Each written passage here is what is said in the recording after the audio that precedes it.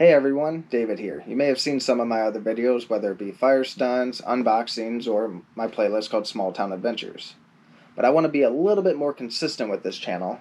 So one thing I've been collecting for well over 10 years now are movies. I own over 1,400 copies of physical media, some of which you can see on my right and left over here. I have all kinds of different genres, but there's one genre that I'm a huge fan of, and that's cult classic films.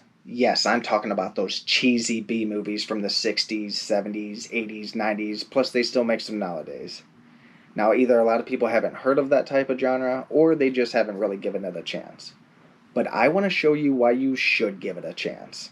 Now, I know of a lot of people who aren't as knowledgeable on this type of genre, but they've heard of some of these types of films, mainly because they've gotten reboots and remakes over the last several years. You got Evil Dead, Candyman as of recently, Hills Have Eyes, and many more.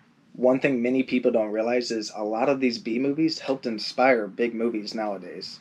Plus, the filmmakers back then had to be extremely creative with their special effects because they had to physically make them. For instance, if you want to blow up someone's head, you had to make a dummy, fill it with fake blood, SpaghettiOs, and whatnot, and then blow it up. Nowadays, you just play around in editing software for a little bit, blow up someone's head, and you can control how gory it is. Back then, it was either one and done, or you make a couple different dummies, blow each of them up with different pressures, a really big one, a really small one, a medium one, or whatever, and then hope that one of them is the shot that you're looking for. Plus, many of these older A-list actors nowadays got their start in these B movies.